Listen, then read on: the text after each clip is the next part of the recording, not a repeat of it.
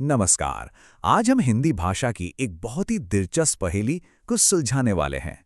ये पहेली है कि आखिर एक ही मतलब के लिए दो अलग-अलग शब्द क्यों होते हैं। चलिए मिलकर पता लगाते हैं।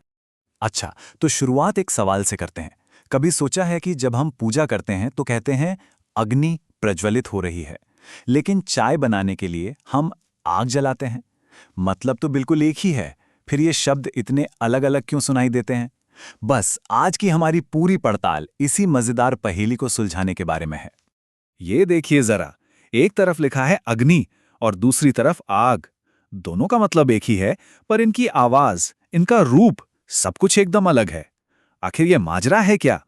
तो देखिए, इस पहेली का जवाब छिपा है हमारी भाषा हिंदी के हजारों साल लंबे सफर में। ये सिर्फ शब्दों की कहानी नहीं है, ये एक तरह से इतिहास की कहानी है। देखिए, हमारी भाषा की जड़ें तो संस्कृत में हैं, लेकिन समय के साथ ये प्राकृत में बदली, फिर अपभ्रंश से गुजरी और तब जाकर आज की हिंदी बनी। और इसी लंबे सफर में कुछ शब्दों ने दो अलग-अलग रास्ते पकड़ लिए।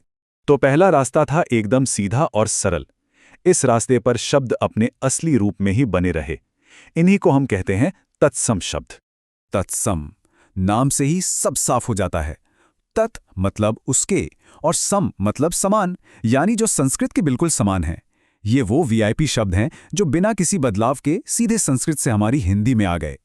जैसे कि अग्नि, सूर्य, चंद्र, विद्या, कर्म। ये शब्द सुनने में ही थोड़े शुद्ध और साहित्यिक लगते हैं, है ना? अक्सर इन्हें हम किताबों में, समाचारों में या फिर किसी औपचारिक भाषण में सुनते हैं। चलिए अब बात करते हैं दूसरे रास्ते की। ये रास्ता थोड़ा घुमावदार था, थोड़ा लंबा था और समय के साथ बदलता गया। इस रास्ते से बने तद्भव शब्द। तद्भव का मतलब है तत् प्लस भव, यानी उससे पैदा हुआ। तो ये वो शब्द हैं जो निकले तो संस्कृत से ही, लेकिन हजारों सालों के सफर में लोगों की जुबान पर चढ़ते चढ़ते थोड़े बदल गए, थोड़े आसान हो गए। और ये बदलाव है ना, बड़ा ही मजेदार है। देखिए कैसे तत्सम अग्नि बोलचाल में धीरे धीरे बन गया तद्भव आग। ठीक इसी तरह तत्सम सूर्य ने अपना रूप बदला और आम भाषा में बन गया हमारा सूरज। और तत्सम चंद्र बन गया हमारा प्यारा सा चाँद। ये वो शब्द हैं जो हमारी रोज की जिंदगी का, हमारी बातचीत का हिस्सा हैं। तो अब सवाल उठता है कि भाई इन्हें पहचाने कैसे? घबराने की कोई बात नहीं, इसकी एक बहुत ही आसान सी ट्रिक है। लेकिन ट्रिक से पहले ये समझना जरूरी है कि ये बदलाव हुआ ही क्यों। असल में हम इंसान हमेशा से ही आसान रास्ता चुनते हैं, है ना? तो बस आसान और तेज बोलने की चाहत, समय के साथ उच्चारण में आए बदलाव और अलग-अलग इलाकों के असर ने मिलकर ही अग्नि जैसे शब्द को आग बना दिया। तो ये रहा वो चीट कोड। जो शब्द सुनने में थोड़ा कठिन लगे, थोड़ा शुद्ध लगे, संस्कृत जैसा लगे, तो समझ जाइए वो तत्सम है। और जो शब्द एकदम आसान, अपनी बोलचाल वाला लगे, वो है तद्भव। है ना कितना सिंपल? चलिए अब जरा इस टेबल पर नजर डालते हैं। यहां देखिए, अग्नि बन गया आग, सूर्य बन गया सूरज, चंद्र, हाँ वो बन गया चांद, फिर दंत से दांत और हस्त से हाथ। अरे वाह, पैटर्न तो बिल्कुल साफ नजर आ रहा है ना? एक तरफ एकदम शुद्ध संस्कृत वाला रूप है और दूसरी तरफ उसका आसान, हमारी अपनी जबान वाला रूप।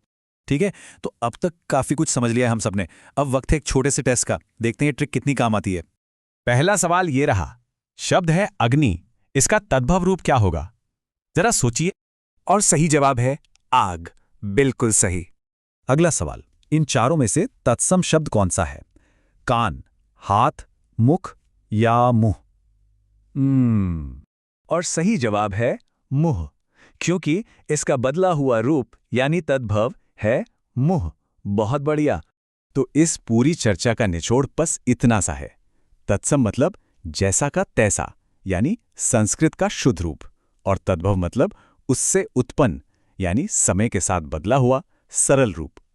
आखिर में हम इसे ऐसे भी समझ सकते हैं, भाषा जो है ना, वो एक बहती हुई नदी की तरह है। ये कभी एक जैसी नहीं रहती, हमेशा बदलती रहती है। और तत्सम से तद्भव का ये सफर इसी बदलाव का सबसे बड़ा सबूत है। और ये पूरी बात हमें एक बहुत ही दिलचस्प सवाल पर लाकर छोड़ देती है।